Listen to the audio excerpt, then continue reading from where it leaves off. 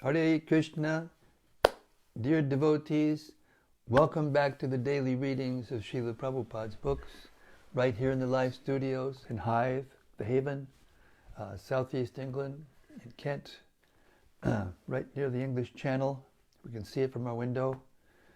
And we hope all of you are happy, safe, well, tolerating the inconveniences of a world in chaos and upside down. I've been completely absorbed in doing the proof hearing of the audio Chaitanya Charitamrita. We're getting an education as to what it takes. Of course, I've been editing books for a long time, so I know what it takes. It took us 5 years to edit this Brhad Bhagavatamrta that we're reading now, so it's quite a big deal to edit the sound and make it proper and correct all the mistakes and everything. So that it's the crunch time. It's coming to the time when Rasika Shirmani is going to have to go back to Houston and apply for his longer term visa. And we have to get a lot of work done between now and then, the 29th.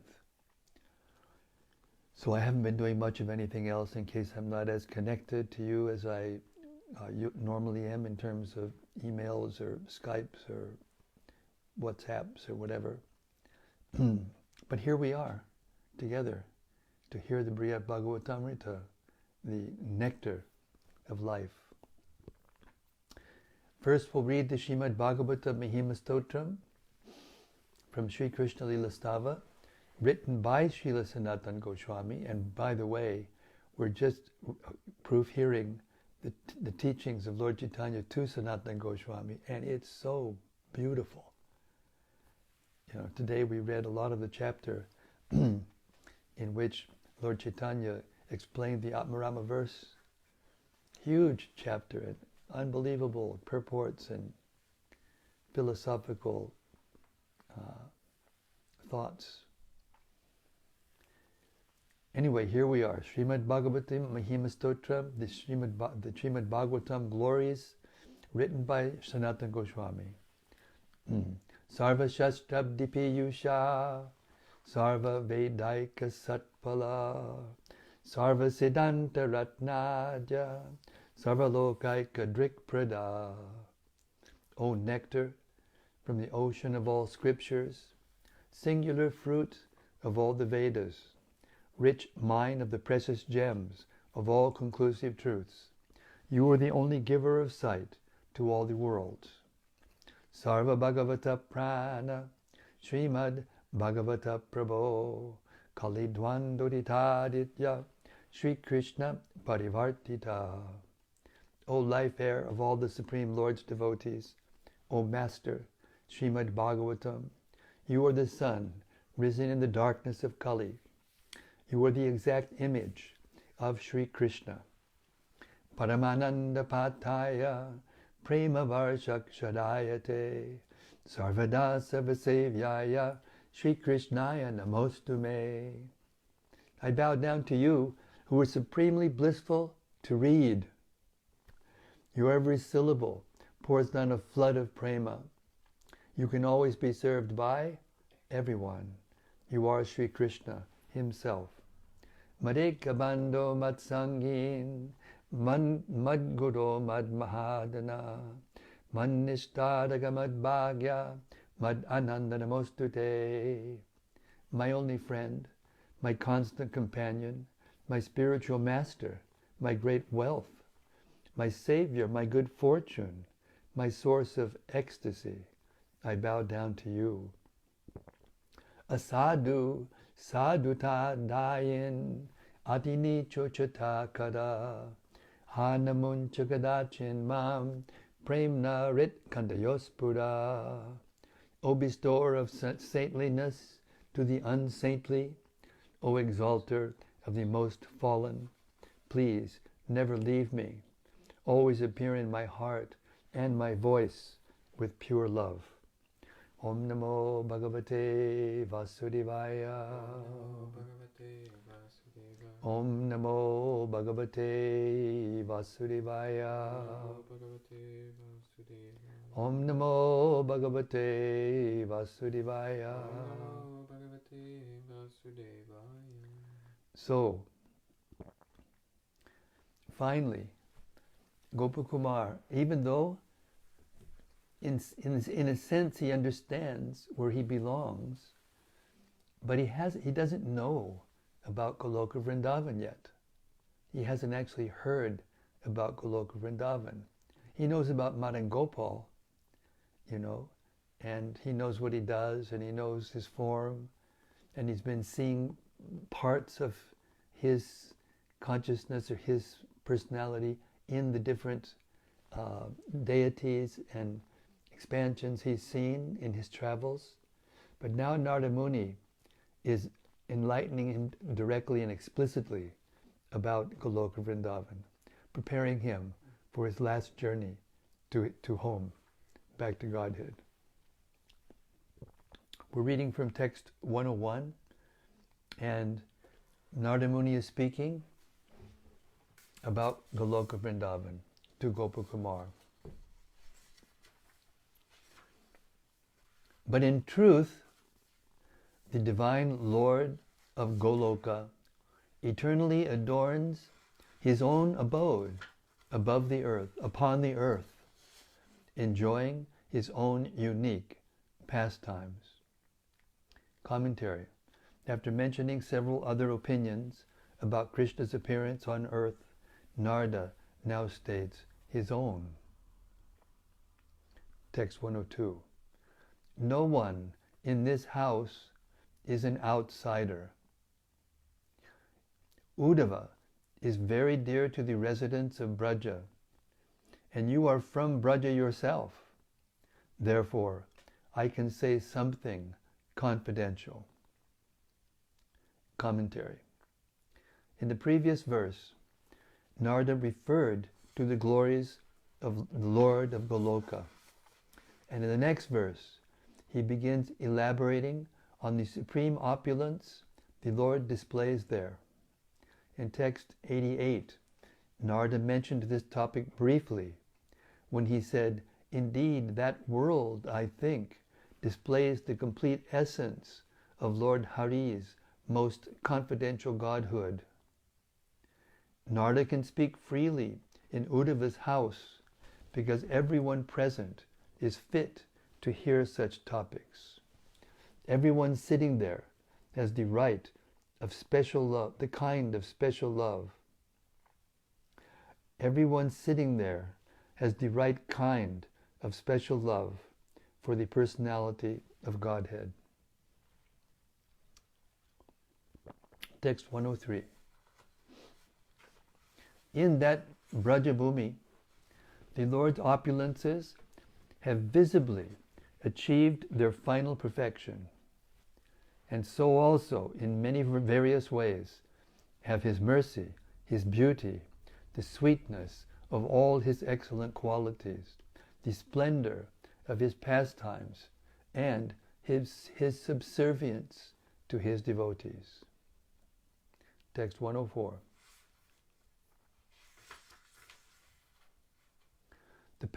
The pastures of Nanda Maharaj, unique in their features, have become the land in which the Lord's highest opulence personally sports. The opulence whose mere sidelong glance creates all the glories of the material world, and who serves as mistress of the household for the Lord of Vaikuntha. Commentary. Narada now begins to explain in detail each feature of Krishna's glories in Gokula.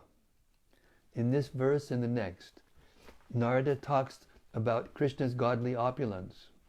So attractive is the land of Braja, where the gopis, headed by Nanda, graze their cows, where the gopas, headed by Nanda, graze their cows, that the supreme goddess of fortune, Mahalakshmi, has chosen is it as the place of her pastimes. I'll read this again, this sentence. Sorry. So attractive is the land of Braja, where the Gopas headed by Nanda graze their cows, that the Supreme Goddess of Fortune, Mahalakshmi, has chosen it as the place of her pastimes. Even though her mere sidelong glance empowers the great controllers of the universe, beginning with Brahma and Rudra, the gentle charms of Braja attract her. And if Gokula's opulences enchant Mahalakshmi, who enchants everyone in the material world, then those opulences must be much greater than those of Brahma, Rudra, and all the demigods. Moreover, since the name Mahalakshmi, who comes to Braja on earth, is also the wife of the Lord of Vaikuntha, the opulences of Braja must be even greater than those of Vaikuntha. In Vaikuntha, Lakshmi has many responsibilities in the household of Lord Narayana, but in Braja, she is free to enjoy herself all the time. So the opulences of Lakshmi are most fully manifest in Braja. As Shukadev Goswami describes in the 10th canto of Srimad Bhagavatam 10.5.18, O Maharaj Parikshit, the home of Nanda Maharaj is eternally the abode of the Supreme Personality of Godhead and his transcendental qualities, and is therefore always naturally endowed with the opulence of all wealth. Yet beginning from Lord Krishna's appearance there, it became the place for the pastimes of the Goddess of Fortune. Text 105. In the land of Braja, any tree with any of its parts can fulfill all the desires of anyone who asks. Yet the Lord does not always display his opulences in Braja, because that might obstruct the enjoyment of his pastimes. Commentary. As a simple example of how opulent is the land of Braja, even the trees there can satisfy all desires with a single fruit, a single flower, or any part of their bodies. In other words, a person who approaches those trees has his life's ambitions fulfilled.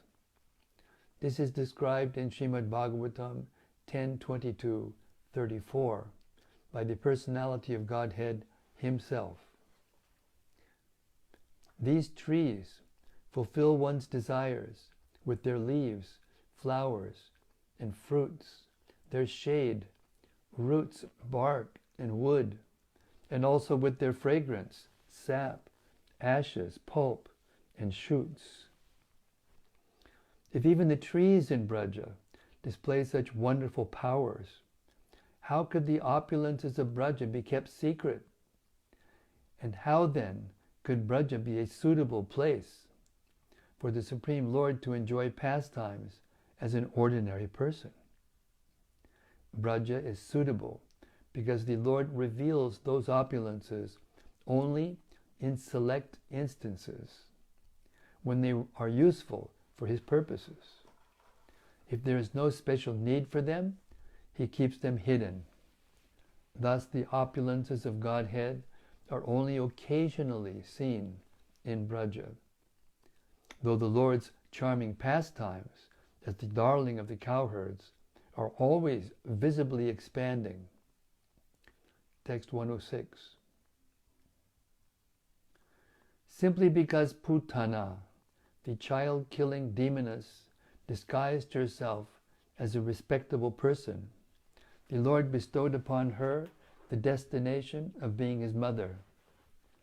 By similar pastimes, he also gave liberation to her family members, Aghasura and others, even though they were enemies of the pious devotees. Commentary.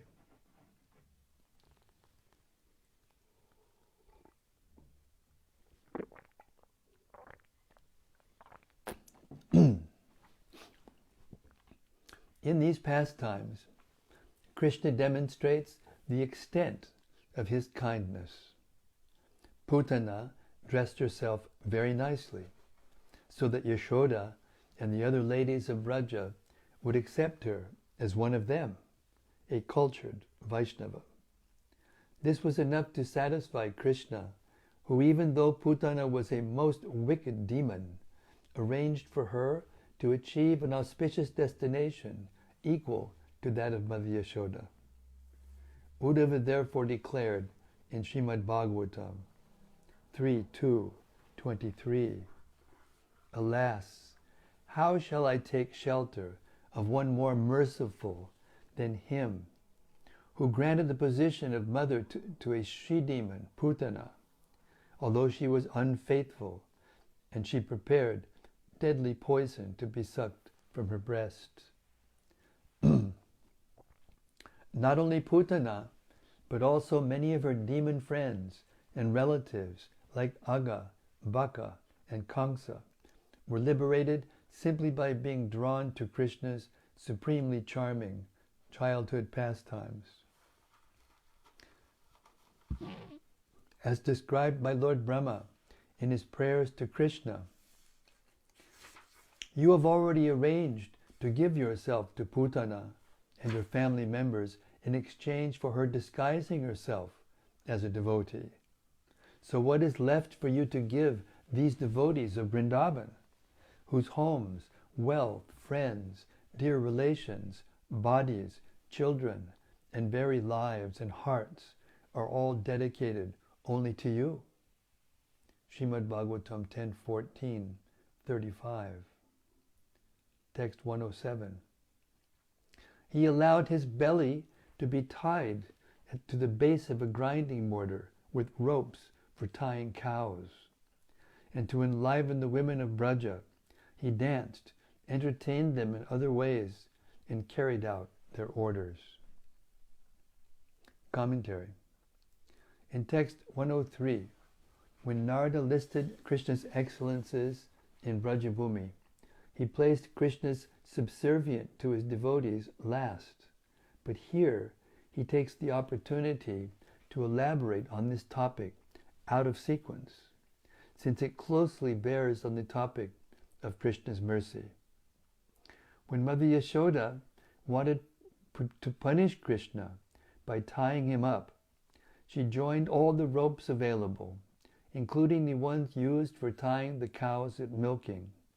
But still, she could not make the rope long enough to bind her son. Thus, Mother Yashoda joined whatever ropes were available in the household, but still she failed in her attempt to bind Krishna. Mother Yashoda's friends, the elderly gopis in the neighborhood, were smiling and enjoying the fun. Similarly, Mother Yashoda, although laboring in that way, was also smiling. All of them were struck with wonder. Bhagavatam 10:9-17. Finally, Krishna agreed to let himself be tied to the same grinding mortar he had climbed on to steal butter. In Srimad Bhagavatam 10:9, 18, and 19, Sri Shukadeva Goswami narrates, "Because of Mother Yashoda's hard labor, her whole body became covered with perspiration, and the flowers and comb were falling from her hair. When child Krishna saw his mother thus fatigued, he became merciful to her and agreed to be bound.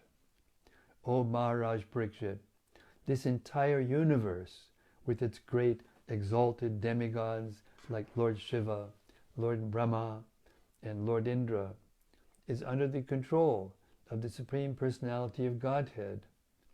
Yet the Supreme Lord has one special transcendental attribute. He comes under the control of his devotees. This was now exhibited by Krishna in his pastime."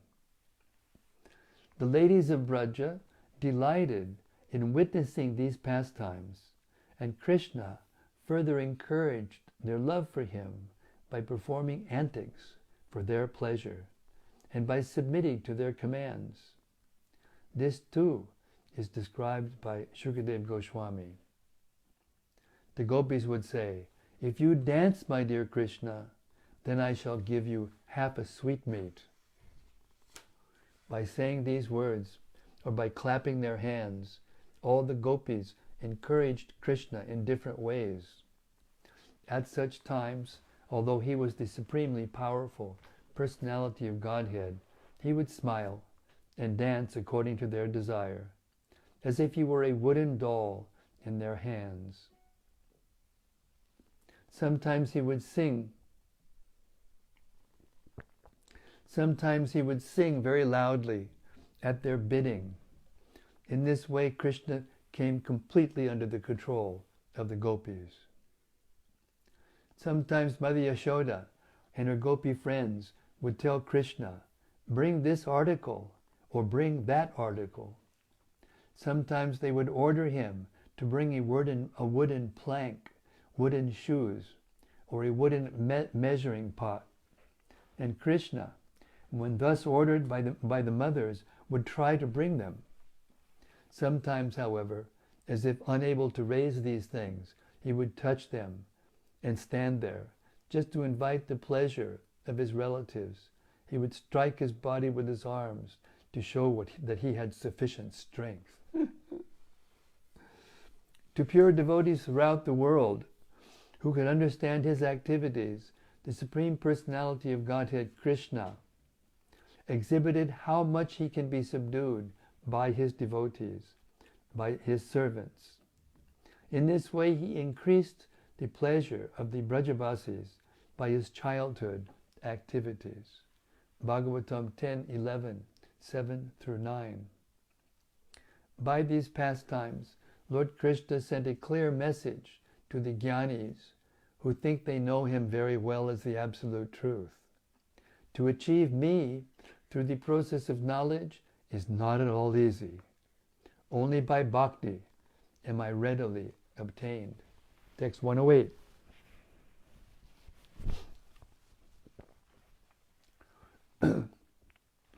No one can describe the glories of his beauty, but still I shall speak about them as far as I am able. His beauty amazes even him. Seeing him, the cows, birds, bushes, creepers, and trees all became ecstatic. Commentary. Beauty is next in the list of the Supreme Lord's opulences in Gokula. In texts 103 through 111, Narada speaks of that beauty.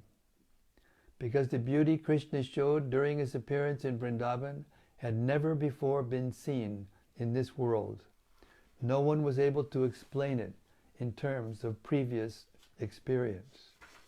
Uddhava describes that astounding beauty in the third canto of Srimad Bhagavatam 3:2-12.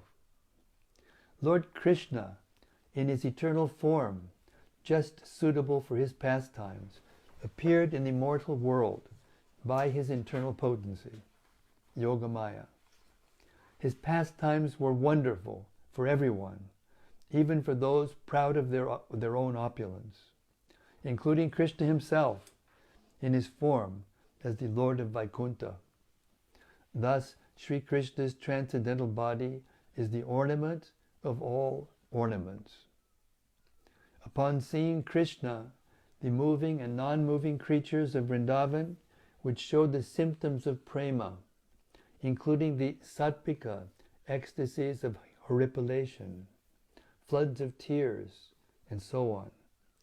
As the young gopis told Krishna at the beginning of their Rasa Leela, "Dear Krishna, what woman in all the three worlds wouldn't deviate from religious behavior when bewildered by the sweet, drawn-out melody of your flute? Your beauty makes all the three worlds auspicious. Indeed, even the cows, birds, trees, and deer manifest the ecstatic symptoms of bodily hair standing on end when they see your beautiful form." Bhagavatam 10, 29, 40. Text 109. My dear boy, in beauty, character, virtues, and behavior, the women of Braja excelled even the supreme goddess of fortune. All women of respectable families worshipped their feet. Yet even so, Krishna's beauty robbed the women of Braja of their sobriety.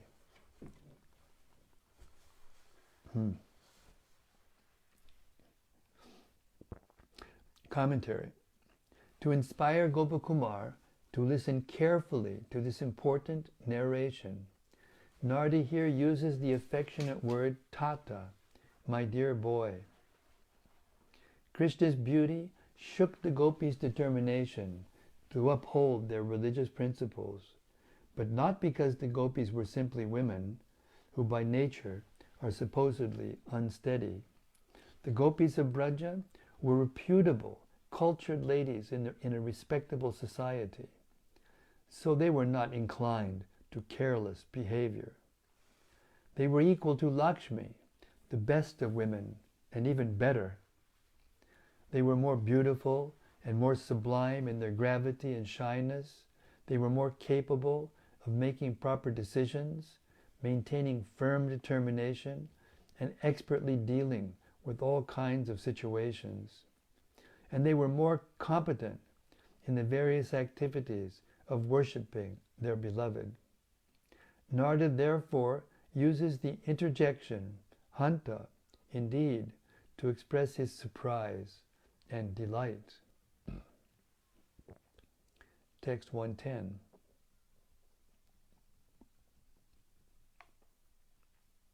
Seeing his beauty, people would curse Brahma, the creator of eyelids, and praise Indra, who has 1,000 eyes, and hanker for all their senses to become eyes.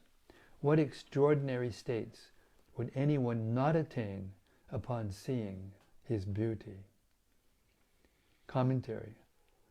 Sri Gopal Dev's beauty not only stole the sobriety of the gopis, his dearmost girlfriends, but also drove other people to extraordinary states of consciousness. The Brajabasis cursed Brahma for creating lids on their eyelids, on their eyes, that made it more difficult to see Krishna constantly.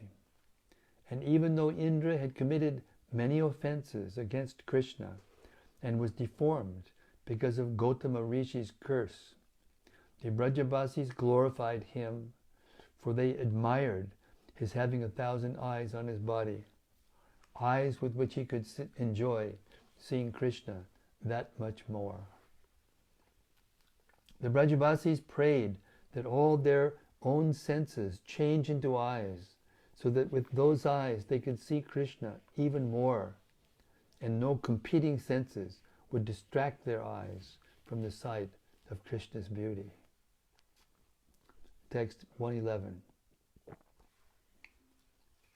How can I describe the greatness of the land of Braja, where the personality of Godhead displayed his own beautiful form? He may possess the same transcendental nature everywhere, but even in his company, the devotees in other places don't feel the same ecstasy. Commentary. The beauty Sri Krishna displays in Brajabhumi is never seen anywhere else.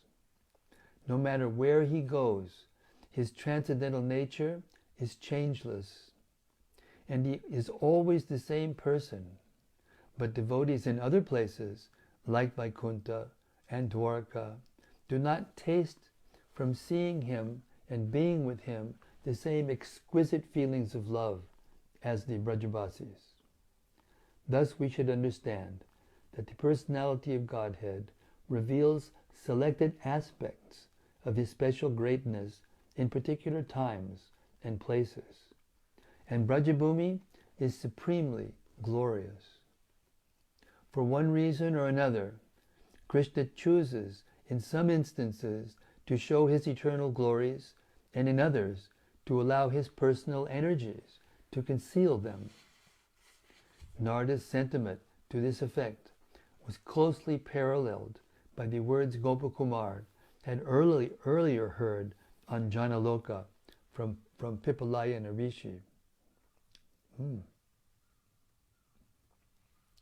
The Supreme Lord by nature, the bestower of ecstasy, creates such unlikely situations to delight his devotees by showing them the greatness of devotional service.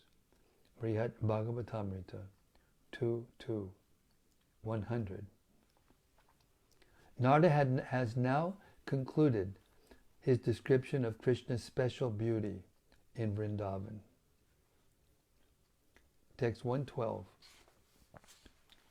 Whatever age he appears to be, he always maintains the special charm of childhood. He accepts service from the pastimes of mature youth, and he also partakes of the attractiveness of adolescence. And at every moment, his personal qualities appear newer and newer. Commentary. Since youth is the cause of beauty, Narada now takes the liberty to discuss the variety of ages in which Krishna performs his pastimes. No matter how old Krishna may be, he always has the special qualities of childhood: extreme gentleness, naughty behavior, absence of facial hair, and so on. Still, Krishna is always clever and skilled like a mature young adult, and that he always displays the qualities of a 15-year-old adolescent. With such an extraordinary combination of attractive features from all stages of young life, Krishna enchants his devotees more and more at every moment. Thus, attraction to Krishna never becomes stale, and those who see him are never satisfied. Although Narada here mentions mature youth, Yovana, Krishna doesn't appear in that age until after he leaves Braja. In Braja, Krishna appears in 3 ages: Komara, from birth till the end of the 5th year; Poganda, after 5 years, up to the end of the 10th; and Kaishora, after 10 years, until the end of the 15th. In both of the two earlier ages, he performs pastimes more appropriate to the later, Kaishora age, and then, after killing the demon Keshi, he actually enters that age. For this reason, and because Narada is particularly attracted to Krishna at the Kaishora age, Narada especially describes it. Text 113. What no one before had ever done, what he himself had never done, under any pretext or in any circumstance, and what till then had been impossible for anyone, all this he did in Braja during his all-attractive childhood pastimes. Commentary. Of the topics listed in text 103, 2 remain to be discussed: Ashesha Mahatma Madhuri, the sweetness of all his excellent qualities, and Vilasa Lakshmi, the splendor of his pastimes. Following the principle of Madhurena Samapayat, one should end on a sweet note. Srila Sanatana prefers to save his description of the Ashesha Mahatma Madhuri for last. Thus he now enters the topic of Vilasa Lakshmi. No person of the material world, not even Lord Brahma, Rudra, or any demigod, has ever done anything similar to the wonderful deeds Krishna performed in Vrindavan. Not even the Supreme Lord's other incarnations, including Sri Nrsingadev and Sri Ramachandra, have pastimes that can compare to Krishna's in Vaikuntha.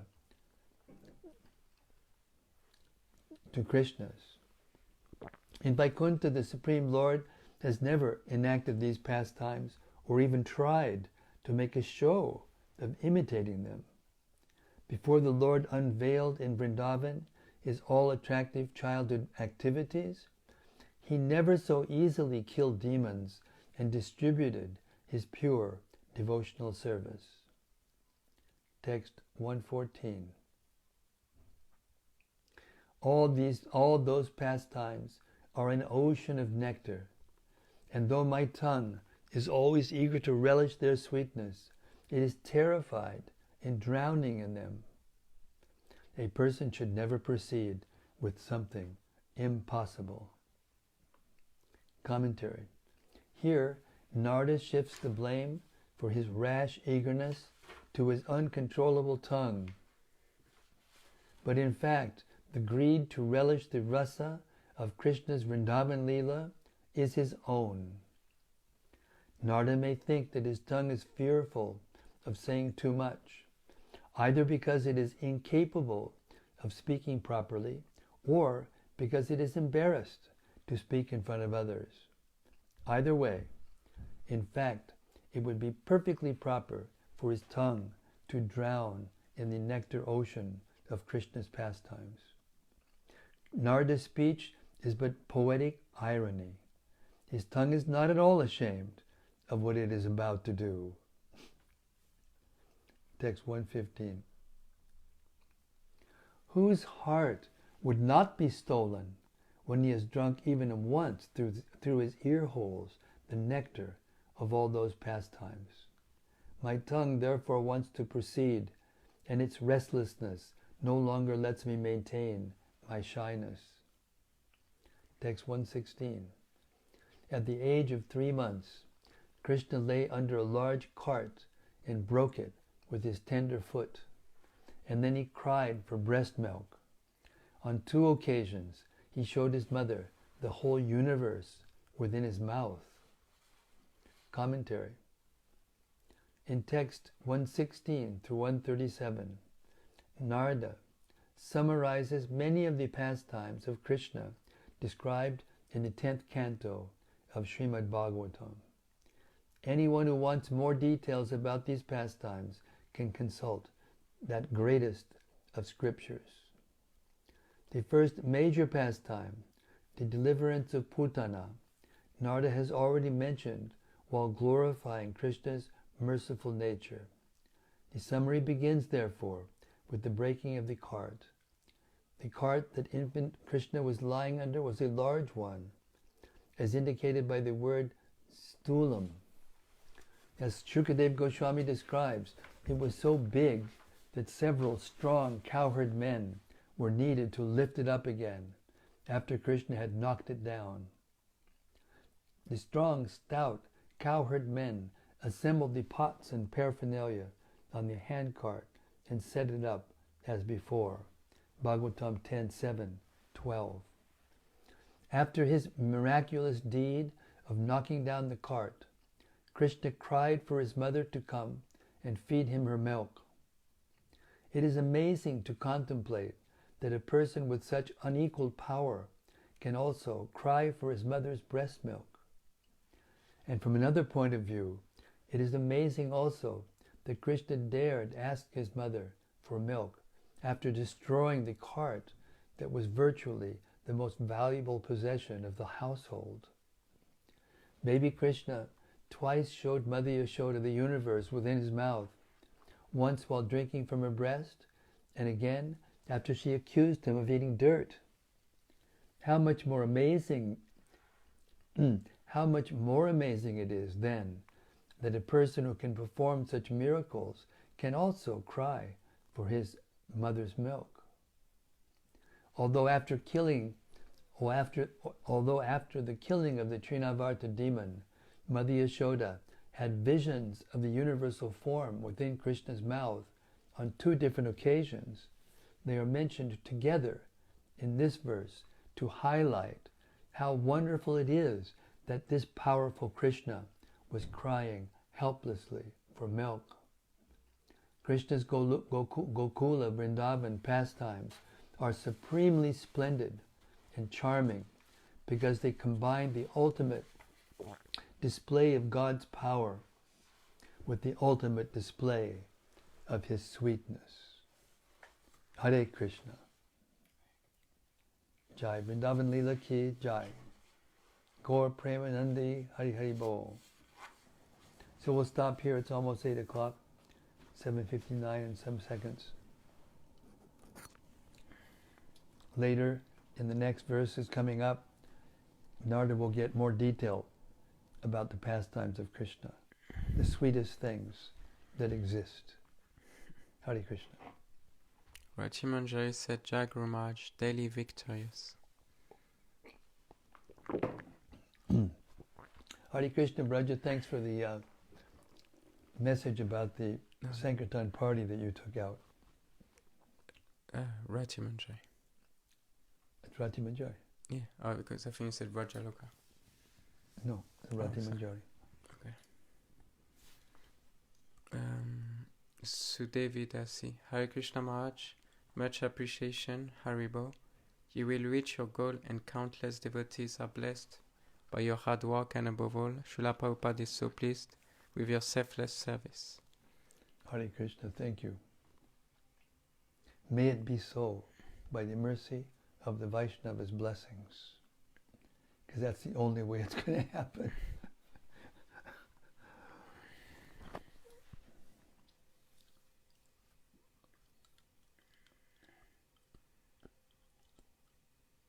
From Radha Madan Mohan.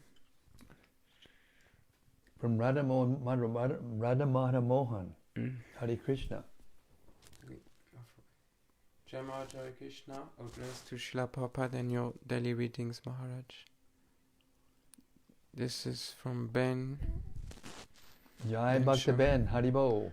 Hare Krishna Maharaj, please accept my humble obeisances. All glories to Srila Prabhupada.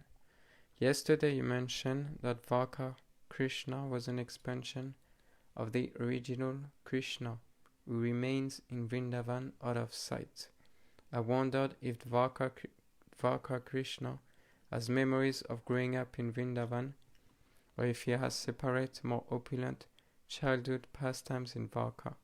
Correct me if I am wrong, but I seem to remember that Krishna only manifests his Vrindavan pastimes once per day of Brahma, and Vaka Krishna appears more regularly. I wonder if he has different childhood pastimes in different appearances. No. Krishna only appears on the earth once in a day of Brahma, both in his Vrindavan pastimes and in his Mathura and Dwarka pastimes. He doesn't appear more times in Dwarka. That's not true. The difference is in the Prakat and Aprakat Leelas. In the Aprakat Leela Aprakat means unmanifested. They are the pastimes that are not manifest to the eyes of persons in the material world. And they're going on eternally, both in Goloka Vrindavan and in the Vrindavan on earth. But they're unmanifest. You can't see them. They can only be seen when his Prakat pastimes appear on the earth. But when his Prakat pastimes appears on the earth, he appears to be the same person, which he is. Yes, Krishna does. We'll hear. We've already heard in the end of the first part how Krishna was remembering his pastimes in Braja. So Krishna is always aware of his pastimes in Braja. We just heard when Gopakumar came to Dwarka, he saw Krishna's form as Madan Gopal. And he saw Dwarka Krishna's associates as cowherd boys. So he showed that to Gopakumar because that's who Gopakumar is. He showed that to please him. That means that pastime is there within him also. But he doesn't show it. And that's the difference. His Vasudeva expansion in Dwarka is the same person. And he remembers everything. But he doesn't show it. Therefore, when the Dwarkavasis, the Kurus and Dwarkavasis and everyone, Yadus, came to Kurukshetra for the solar eclipse, and Nanda Maharaj and Yashoda and all the Vrindavan Vasis came there also, and they all saw Krishna.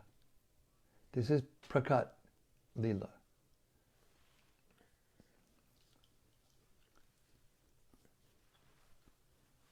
And Krishna tried to convince Radharani to come back with him to Dwarka so they could have their pastimes uninterrupted. She said, no, you have to come to Vrindavan.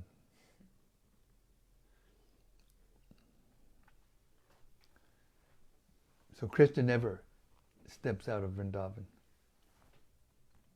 But at the same time, in his Prakat Leela, it appears like he does. But when he goes out of Vrindavan, in his Bhoma Leela pastimes, then he stays there. When Akrura takes him back to Mathura, takes him to Mathura, back to Mathura, because he appeared there.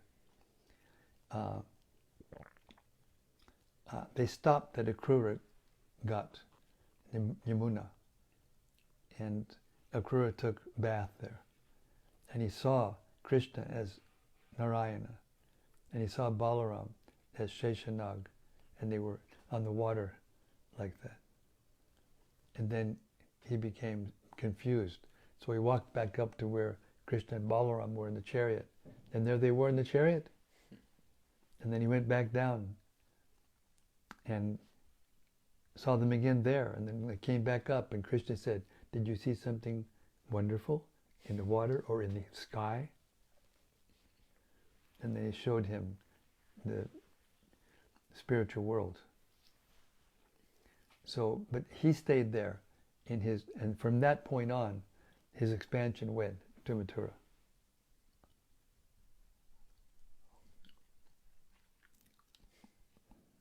And this is all going on at the same time.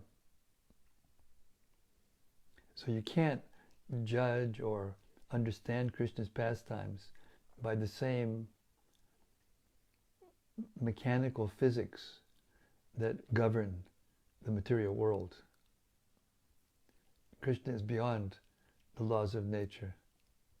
He never, even though he acts like he is partially, but he never touches the material energy, and he is never under the influence of time or space.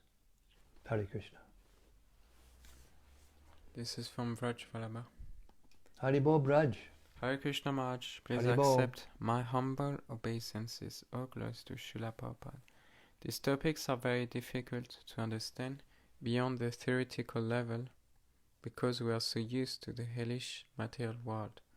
How can we understand these topics through our dull material senses? By hearing again and again and again, and by never stopping chanting Hare Krishna or hearing them. Gradually they'll be revealed to you. And by serving Krishna, by serving Srila Prabhupada and his Lord Chaitanya's movement.